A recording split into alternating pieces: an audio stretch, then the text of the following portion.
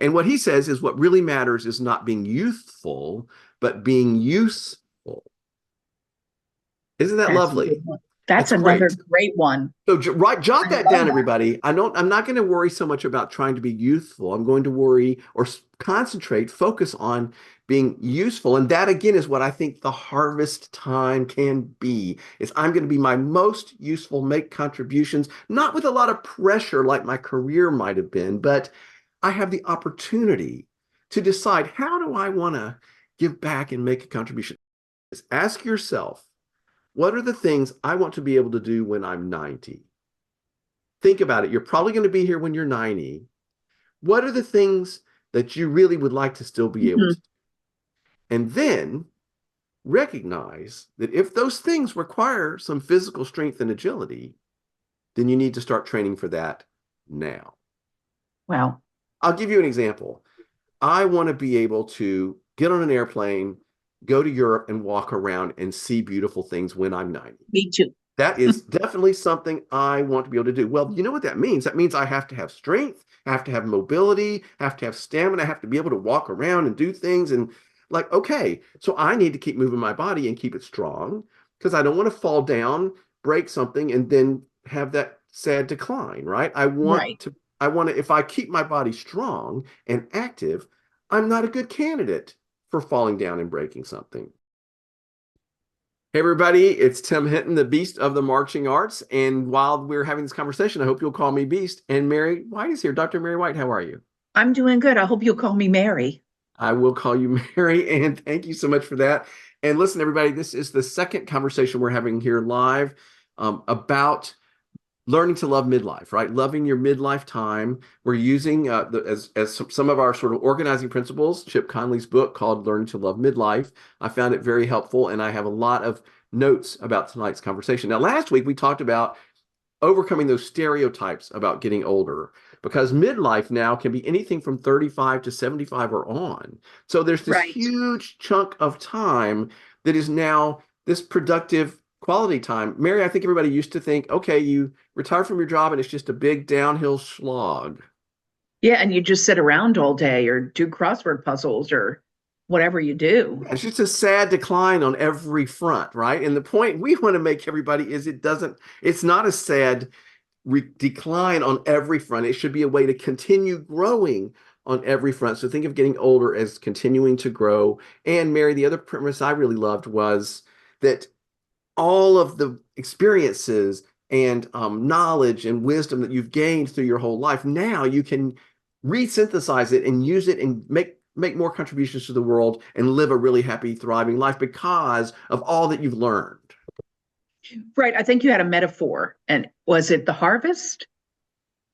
Yes, rather than thinking of it as a time of winter, which is what everybody thinks. It's Yeah. winter and it's the decline and it's sad and it's dreary and it's just no, it's a time of harvest. I love that. You take Love it. all of those things that you've learned and all that you've invested in yourself and in the world, and you harvest it and use it to create and whatever you want in your life. And many people, Mary, make their biggest contribution to the world and make really important contributions during this midlife time.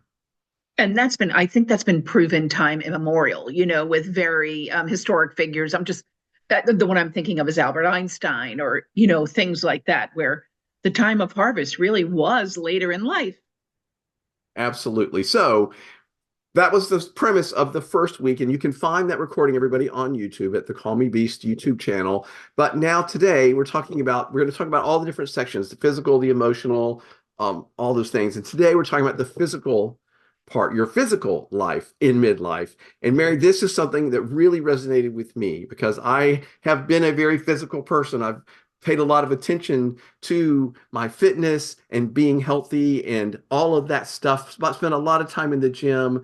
And so I'm very aware of the physical life for me. And so this was the part of all this that really resonated the most. And I loved the Hmm. way that the author of the book that we're using as our guide sort of framed this. So we're going to talk about that. The first concept I want to say about the physical life in midlife is that, first off, think about longevity. Again, this was something we already talked about, but you have a lot more life left when you hit midlife than you think, or than society wants you to think, right? In Right. fact, really your story is only about half told, right? Like this, I think this is really great. Like the midlife, your story's only half told because if you think about that harvest we just talked about, you have a long time learning and figuring it all out. Then I feel like maybe when you get to your 40s, 50s, Right. you've sort of figured it out and you're really making your career happen. But now you're going to take all of that and do this next part. Which could be an incredible harvest given your circumstances or whatever you have going on. I mean, I think that you think it's that downhill slog as we've talked about, but it's really not. There's a great opportunity and a lot of time. Right. And let's reframe it. We One of hope. the things, one of the concepts they talk about is reframe it from a 3 act play to a 4 act play. Right. What? Yeah. So rather than have the growing up part and then the career part and then the downhill slog part where you get old and you're grumpy and die, right? Now it's like growing part, career life part, midlife part, and then your older age part, right? So let's make it a 4 act play when we think Huh. about the arc of our life.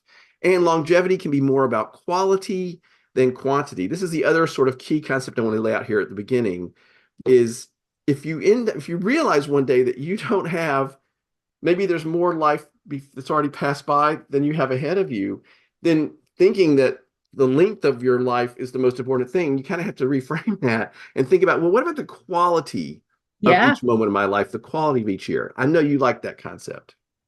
I love this quality over quantity because, people talk about, making living every day, in its fullest and really putting that quality over that quantity. It's always more important for sure.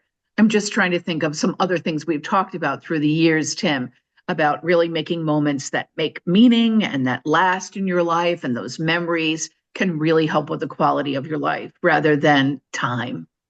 Yeah, even like it's not necessarily how much money you have in the bank, but what are you doing with that money? Or how does that money bringing you joy? Are you Right. creating experiences in a life that you love? There are a lot of very rich, very unhappy people, right? I'd like to Right. have that I don't problem know to think of, many. do what? I don't know many.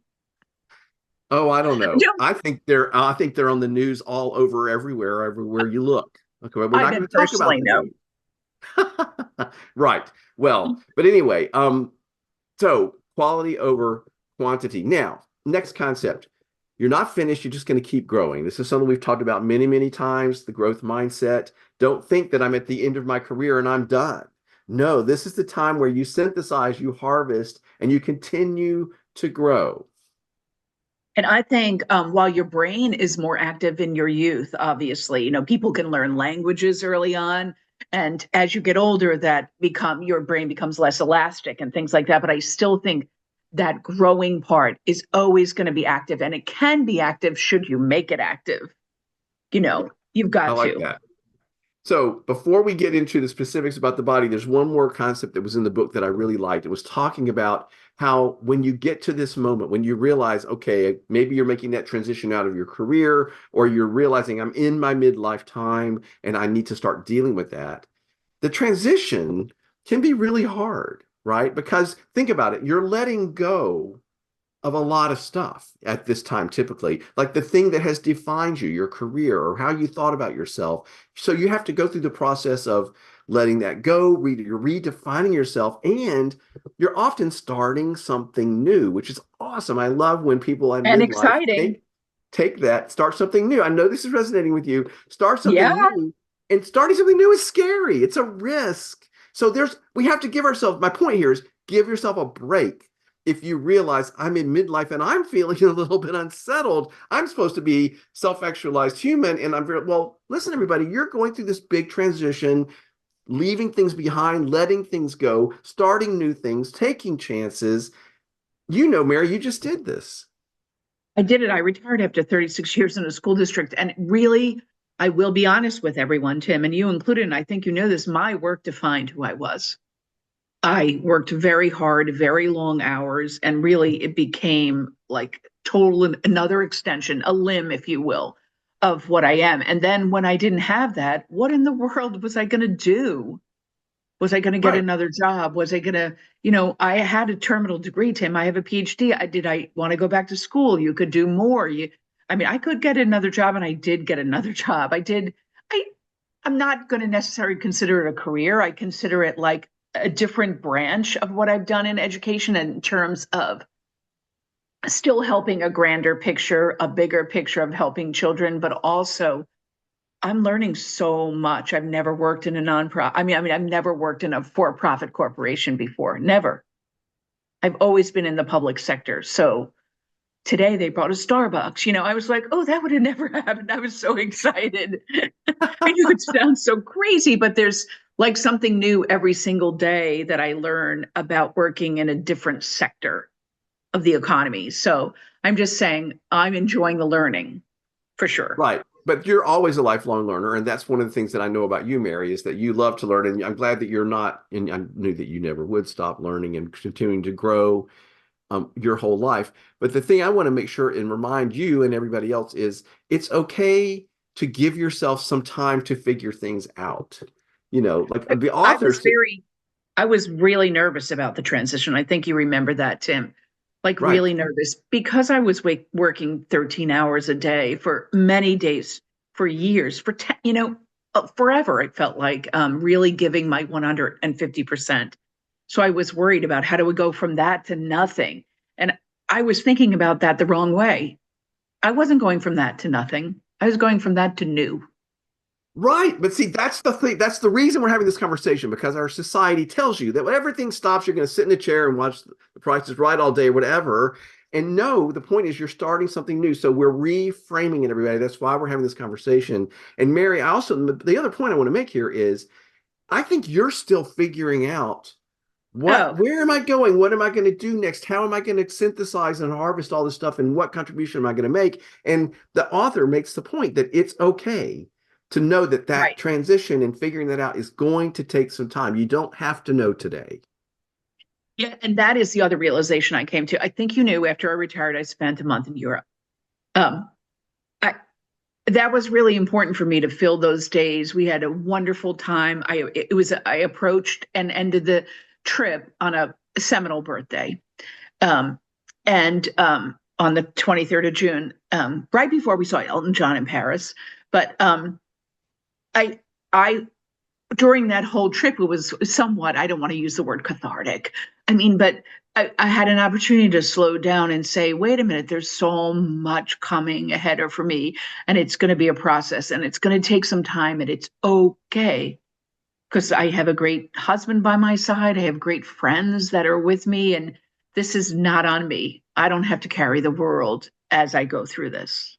Right. And it's okay. First off, I think it's wonderful that you marked that in a big way and gave yourself a celebration and created that transition into the new thing. And now my point is you're doing this new job, you're enjoying this new sort of slower way of living. And I think it could be that give yourself time to synthesize and decide. And you might find yourself in 2 years, oh, I want to write that book, or oh, I want to go over here and do this thing or contribute in a way I never even thought of. So just know Mhm. that that's part of the process. I'm saying this for myself, everybody, because I'm that guy that always wants to know exactly You're what's preaching to happening. the choir. I am a planner and I am preaching to myself. So I'm just reminding myself it's okay to not know. I'm in a transition right now.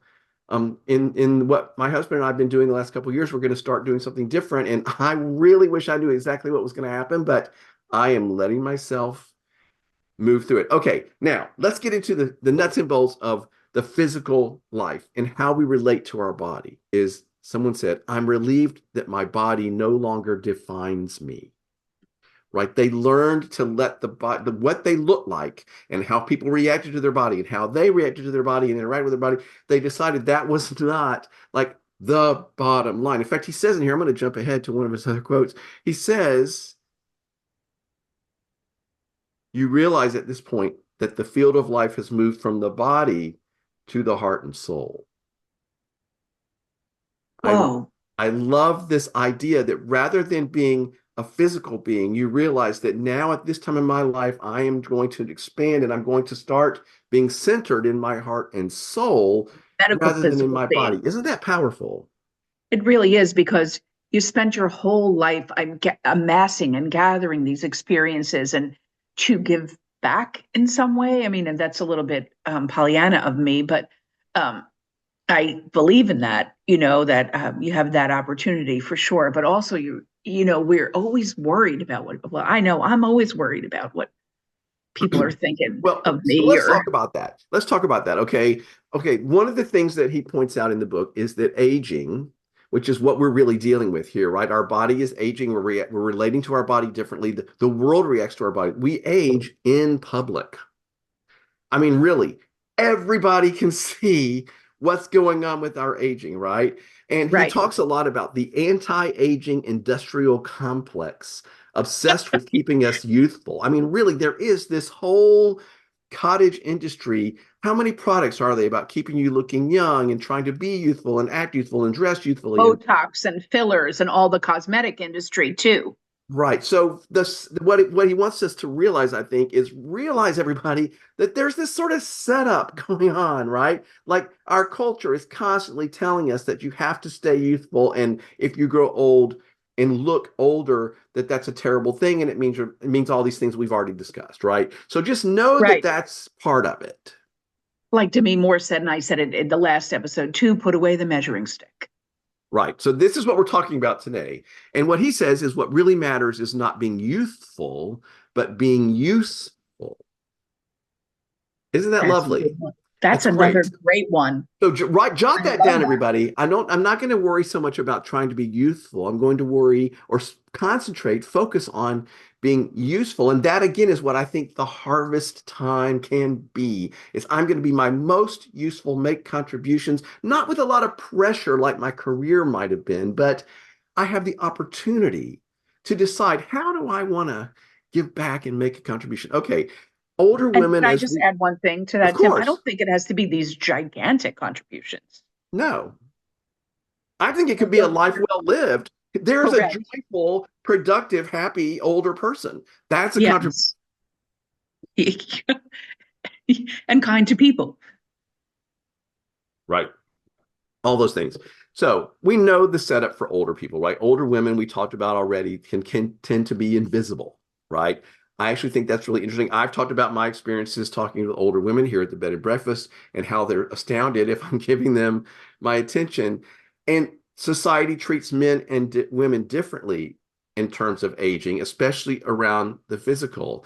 And I think that we all understand that women sort of men become dignified as they get older and women just it's not acceptable. So we know that women have that setup, but don't think that men are off the hook, right? Because men have a lot of pressure put on them to have to look a certain way, and our Yeah. male bodies start to change and they don't do what they used to do, and you accumulate weight in places you didn't used to have it, and you can't move as well. And so it's sort of a setup for all of us, right? Oh, for sure. And hair. I mean, this is for men and women. Your hair changes. I mean, it's, yeah. So know that that's all part of it, right? And be aware of all those things. He talks about the outdated paradigms about aging that I don't necessarily want to get into the weeds about that. But his point is, he says it's not just one long rot to the end, which is, I think, what everybody thinks is you start to get old, you just sort of Right. rot away. Oh, damn it. That's not acceptable. This is not the way I want to think about it. Okay, so we talked about the heart moving from the physical to the heart and the soul. And then he makes another point that I know I'm a little bit all over the place, but I sort of pulled little highlights from things he said that I thought were interesting. He talks about, and listen, this is what really, this talk to me, okay? I will be honest, like trying to keep the same level of fitness and physicality and strength and the way your body looks like I'm still really fighting that fight, but I have been able to make the transition from something that I have to have to something that I want to be Sure. walking around in this sort of physical structure. So this is a change for me. But he talks about being aware of if you are one of those people that's still trying to hang on to that exact same level of what you look like, how your body looks, the way you present yourself to the world, realize how much that costs. And I'm not talking about As only money, but I'm talking about no, the time, the impact on your relationships, the impact on your daily enjoyment of your life. mhm. And we're not saying give up and sit around and eat ice cream and let your body go to, but we're saying maybe don't be quite so obsessive because that has a cost to it, especially at this point. Wow. So what could that look like in real life, Tim? Like, I'm just being honest with you because I know you are very, I mean, you have been a coach, a physical coach. I mean, Yeah. you've done so much work in that area. Right. So, well, the first thing I had to do was what we've already talked about. I had to come to terms with the fact that I was in a new era of my physicality, and I couldn't expect to have the same amount of muscle on my body, and I couldn't expect to have the same, be able to lift the same amount of weights in the gym, right? I mean, it's possible to still stay very fit, still be very healthy, still have a very impressive physique and all those things, but you have to sort of realize what's appropriate to this time, what my body allows me to do, and how much time and effort am I willing to put into it? Put There comes a into it. point when you're like, do I really never want to be able to have dessert? Just because I want to have a.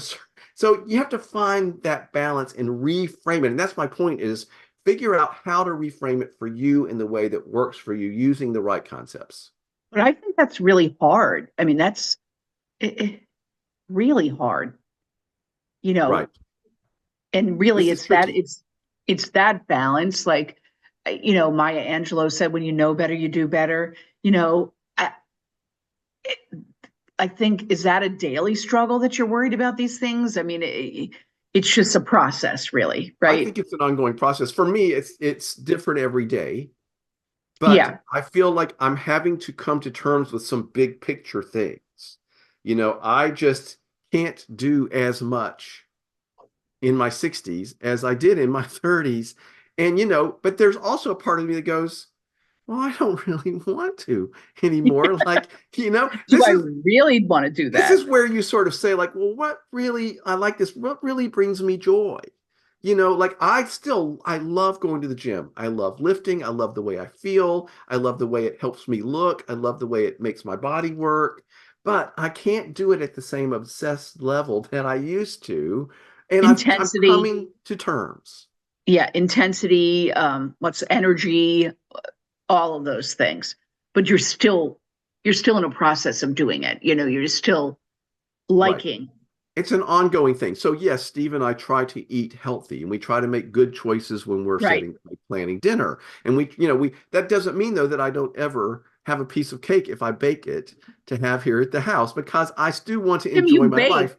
But if you are being active and moving, which is going to be the Yeah. bottom line of this whole thing is to keep moving, right? We're Yeah. going to get to that point at the end of this conversation. If you are keeping moving and staying active in whatever way that works for you that you enjoy, you've got to keep moving. I love to swim. Right. That's a great example. This has become your thing that really keeps you active, keeps your body moving. Swimming is great non-impact exercise. Right. And just because, so many years of dance and color guard and all this stuff have really taken a toll on my knees. I am not ready for a knee replacement. I don't want to. So I I can do that because it's low impact and that it's become very, very important. And in this cold weather we've had recently in Florida, I've been disgruntled. But the point is, you Trust me. adapted. See, you adapted. You found something that you enjoyed that kept your body active and healthy and moving. And I really honor you for that, Mary. And you also all that discipline that you learned through your career, through Mhm. marching band, through color guard. That discipline is paying off for you now as you Right. get out there, even on a cold morning, and say, "I'm going to do this because I want to do this for my health." Well, I haven't done it when it was 40 degrees here, Tim. I must be honest with you. But like you said, that's a balance. I cannot do 40-degree cold weather when the pool might be 60 or 55. Can't do it.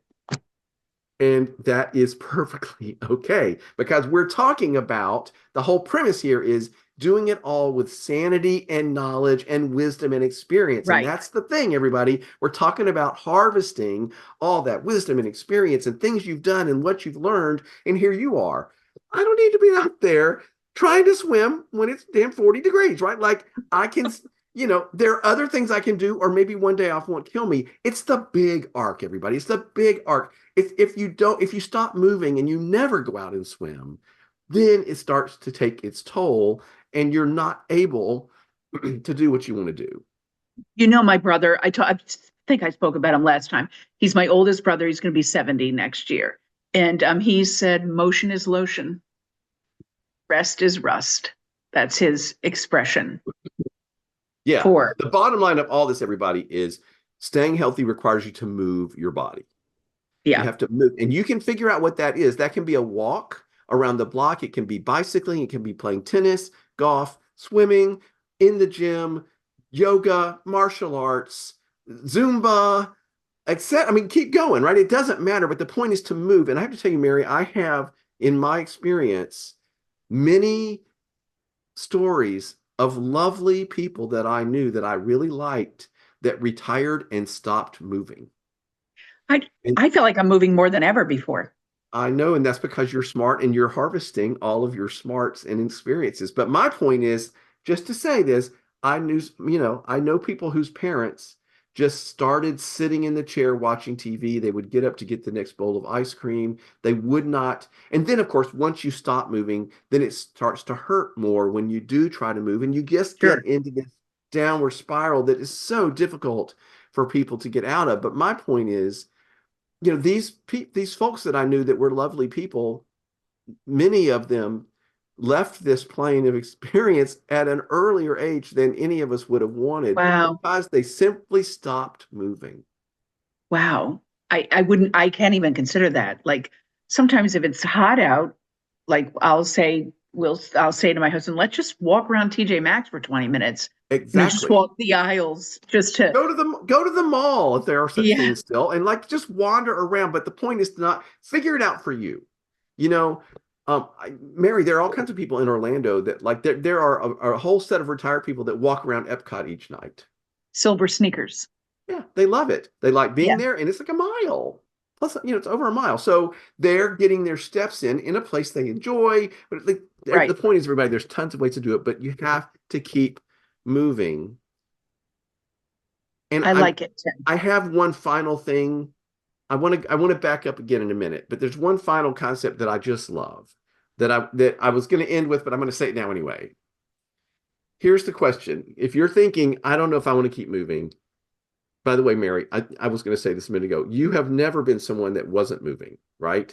Like you have No, always been on the go. You've always been active. That's a gift you got from your parents and your family, for one, and from being in marching band and color guard and all that. You've never been one to sit around. You love being active. You love using your body. I love watching you at a clinic, going out there in front of a bunch of color guard girls and whipping them into shape and exciting them and making them inspired. And this is exciting. So it's fun to use your body. I love using my body. I love moving. I love doing martial arts now. I love doing gym stuff. I like to keep moving. That doesn't mean there aren't days when I need to rest. yes.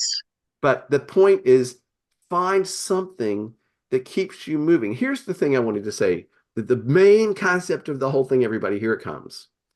Here it is. Ask yourself, what are the things I want to be able to do when I'm 90?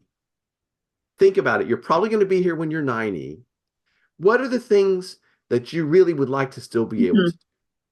And then recognize that if those things require some physical strength and agility, then you need to start training for that now. Wow. I'll give you an example. I want to be able to get on an airplane, go to Europe, and walk around and see beautiful things when I'm 90. Me too. That is definitely something I want to be able to do. Well, you know what that means? That means I have to have strength, I have to have mobility, I have to have stamina, I have to be able to walk around and do things. And like, okay, so I need to keep moving my body and keep it strong because I don't want to fall down, break something, and then have that sad decline, right? Right. If I keep my body strong and active, I'm not a good candidate for falling down and breaking something, right? I know that things happen to people that are out of their control that cause physical disabilities and difficulties. But my point is, when I'm 90, I want to be able to read my Charles Dickens books when I'm 90. So I'm not going to let that mental process of staying alert and reading and staying on top of things, I'm going to keep Yeah. that going. Right. The reading to me is really important. I have a 3 day, no, excuse me, a almost 4 year long streak of the daily New York Times crossword puzzle. Good for you. That's Yeah, great. it's Yeah, And sometimes it that requires is, a it little keeps your, scaffolding, but but it keeps your brain active, and yeah. you're using your knowledge. And this is it, everybody. It's a great example. And but my I love this idea of what do I want to continue to be able to do. I knew a woman when I was doing martial. I'm still taking martial arts classes, but I was doing in-person classes a while back, and there was this one lovely woman. She was probably late 60s, maybe early 70s. She was in a terrible car accident, and Wow. she literally could not walk. And they were not even sure if she was ever going to be able to walk again. And the thing that she was most upset about was that she loved to travel, and she had a group of friends, and they were always flying off to somewhere in Europe or South America or whatever. And that was the thing that was most devastating to her about it. Wow. Well, I'll tell you what she did. She came to the Martial Arts Center for Health, and they helped her learn to rewalk. Wow. And within, I think, 3 or 4 months, she was on a plane going That's on a trip awesome. Right. because She had a real goal, though. she had a real goal, she had real motivation, and she had a history of being active and physically fit because she was in martial arts classes all those years before the accident. And so, a lot of people who are athletic, who have really used their body and built their body, they do very well after unfortunate accidents because they have physical strength. So there's lots of reasons to decide to keep moving, to stay strong, do some strength training, stay involved, do your swimming, whatever you're going to do. Right. But I love this concept of, well, what do I want to be able to do when I'm 90? There's lots of things on my list of things I want to be doing when I'm 90 years old. Yeah, I love that thought, Tim. It's really forward thinking too, and also process oriented. It's not so product oriented. Oh, I can't lift what I used to lift. Wait, I'm in a process. Right. Love And it. this is the way I have reframed my physical being because I was very much I was into bodybuilding. I want to be strong. I want to look a certain way. I love how I feel in that body, the whole thing. And as I got older, I realized, okay, I can't maintain that at the same level. And it became more about being able to think about moving through the world with ease and grace. This is the way I think about it now, rather than how am I going to look when I walk in the room and what are people going to think and what are they going to think of me, or even how do I feel about myself? But it's more about how am I moving through the world? Can I go to that band rehearsal and be active and go out there and help those kids? And Can I useful. Can go you on a go from trip? youthful to useful? Exactly.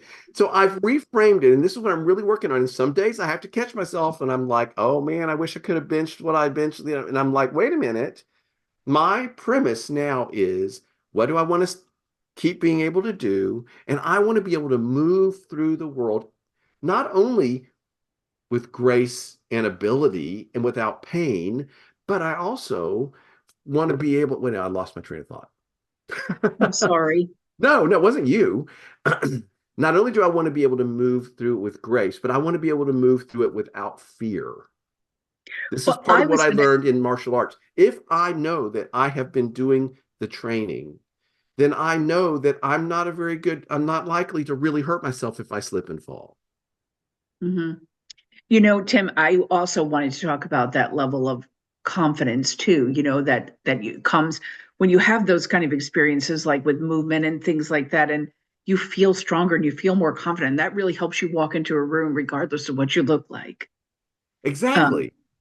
But my point is, I want to be able to walk into the room like with ease right. and grace and without pain and knowing that I can walk there safely and I'm not hunched over and I'm not, so the idea of how people are reacting to me and what they think of my physicality, I love the idea of being able to let a lot of that go.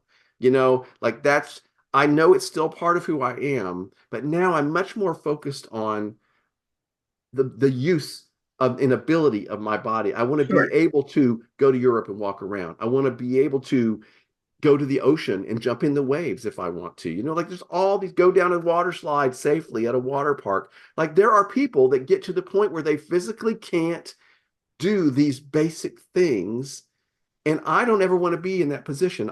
So I have a plan to keep moving, keep doing my strength training, keep doing my martial arts, all the things that I know give me that ability. I had a setback a year ago. Was it a year ago? Yeah. I was walking around the building because I feel like we sit a lot. So I used to take breaks and walk around every hour or so just for, 5, 6 minutes or whatever.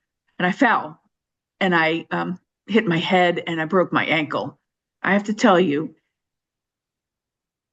it really took me back. Like these kind of setbacks can take you back, but it was a real kind of a slog and a process to get back into it. I don't walk around the building anymore, but there's other places to walk in front of the building, something like that. But it took me a while, and I was in some bad places, like I couldn't do what I did, That and was, I know that was very, very difficult for you, but what I would want you to do is try to think back on that whole difficult experience and realize all the things that you harvested to get you through that. I mean, yeah, really, all that discipline, all the physicality and strength of your body allowed you to get back to where you are even after that difficult accident. hmm I feel like I yeah, would want you to try to frame it around, look how I resilient I know. was. I mean, you were gritty. There were some hard days Yeah, I and couldn't you even were watch TV or read because I had that concussion, and tough. Yeah, it was tough. yeah, But you gritted through it because of all the life experiences, physical and mental and otherwise, that got you through that. So I know that was really thanks, Tim. difficult, but I want you to reframe it that way. Like, look at what I was able to do because of everything that I had done in my life up through that time and how that served me.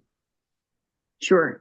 Really appreciate that because I felt like it was terrible. And then because my ankle was broken, I was walking weird. So I hurt another part of my body.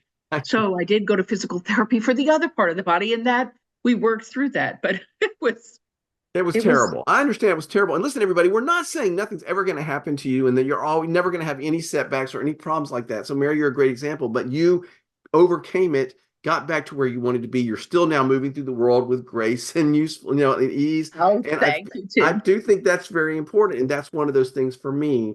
It's like, okay, I have to reframe all this in what do I want my body to be able to do? What do I want to be able to do? And then I'm going to keep the discipline and in the modality to make sure that I can do that. But I do love that I worry less about what anybody thinks about how I look. Hmm. I always think you look great, Tim. Well, thank you. And I have days where I'm like, oh man, I feel small and terrible. But my point is, that's one of the things I'm working on. And one of the things I think I'm making progress on is worrying less about what people think about what I Sure. look. And I think our culture makes us obsessed with what we think people think about what we look. Yeah. I mean, for sure. But I do think, like, I know that men have it tough. This was kind of brought up, but I do think women have it tougher, Tim. It's not us versus them or anything like that. But really, when you look at the male actors at our age, what's that guy's Sam, whatever, that everybody loves him with the mustache and like Shepherd. yeah, he's old, Tim, and And he's he's allowed to look adorable. that old. Right. Oh, I get it. Oh, no, I think it's a huge setup for women. I totally get that. I totally get that. But my point is, we still have to go move through this world. We're in this world, Mary, right? And so we have to sort of, I'm saying, take ownership of this, people. Take the agency to say, well, I'm not going to let it get to me. Right. First off, I'm not a movie star where people are going to be judging me every time I'm out on a red carpet. Like I'm just walking around in the world and I'm going to Publix. make sure I can do that with ease and grace and a body Mhm. that serves me well. And Sure. then I'm going to try to present myself well and stay in shape and feel good about how I look, Dress but nicely. I'm not going to worry so much about letting other people's expectations of me. And I think that's one of the gifts of getting older. Is you can sometimes you can just let that, oh, who cares what the stupid college kid in the gym thinks? I don't care Right. anymore. Right. I just don't worry Yeah. about it. Who cares? I I know he like it. probably thinks I'm old and grumpy and have a giant goatee and what the hell, and I don't care. Yeah, I Really. love it. I You think it's know, great. I just love this conversation for sure. well, and we're wrapping it up here, everybody, but I feel like that it's a setup, knowing it's a setup, and realizing that you can decide how you're going to think about this and how you're going to relate to your body and how you're going to think about your physicality That's something that we get to decide. And that's one of the premises, I think, of the conversation. Yeah, I love it. I do love, not to go back like minutes ago, but I love this conversation too of youth to use, Tim. I mean, that's really was eye-opening for me today. Right, because our culture is obsessed with us trying to stay youthful. And there comes a Yeah. point when you're like, no, I don't care about being youthful. I care about being useful. Yeah, love it. That's really profound. And the other thing that to me that was so profound is the idea of what do you want to be able to do when you're 90? Like that Mm. to me, and like, okay, well, then start working on that now. You can't wait till you're 88 and decide, oh, but when I'm 90, like I said, I want to be able to walk around a theme park. I want to be able to go to Europe.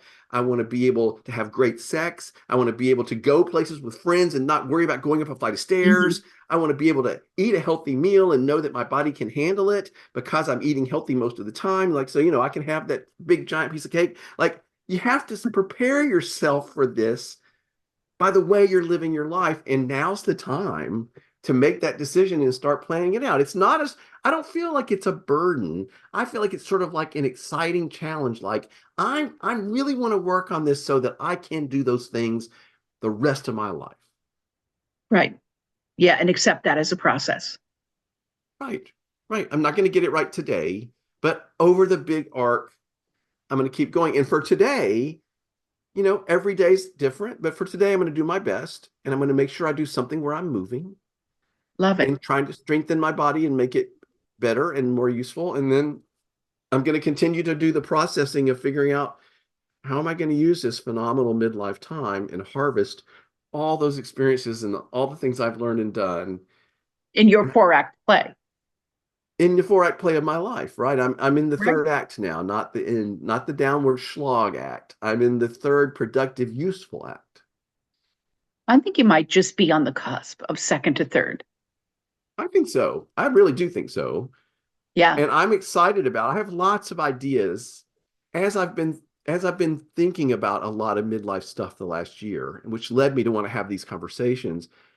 I have thought a lot of ideas have come to me. I feel like the universe is wonderful like that. As you really start to think about it, what you think about, you become, right? So I've really started to get ideas coming to me of things to do that I'd never thought of before. And I'm like, oh, that would be cool to make a contribution in that way. And that would be really fun. And I've never done that before or never thought about doing it that way. And this is You're exciting. so good with that thinking, though, Tim. You're really good with getting up. I'm not sharing like old stories, but we would have all these. We would go to this marching band and have all these like problems and all these things we had to fix. And then you would wake up the next morning fully refreshed, out of the shower. We're meeting at breakfast, and you say, "I got a plan,"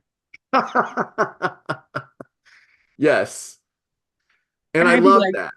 I love that. And I do "How did you think that, sleep through that?" well, I get a lot of great ideas in the shower. So I take a lot of showers.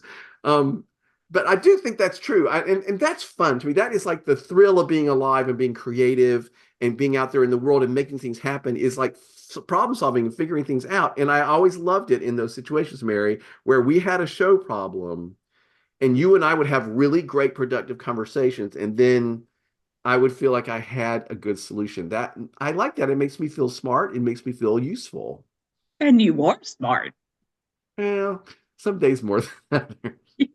It's a process, Tim. I'm not doing the New York Times crossword puzzle every day, everybody. I'm not that smart. Sometimes I cheat. Not cheat, but I need a little scaffold, I'm calling it. It's okay. If you're doing it, my hat's off to you. I think it's incredible. That's really good. All right, this has been fun. Next week, we're talking about the emotional life. So if you're watching this, I hope you will Is join it us. You can next join week us or live or in just two keep watching weeks? the recordings. What'd you say? Is it next week or is it the week after? Oh, yeah, 2 weeks from now. Sorry. The next time we're together, which is 2 weeks from now, we're going to be talking about the emotional life of midlife. And I'm looking forward to it. Mary, you were wonderful. Thank you. Thank you, Tim.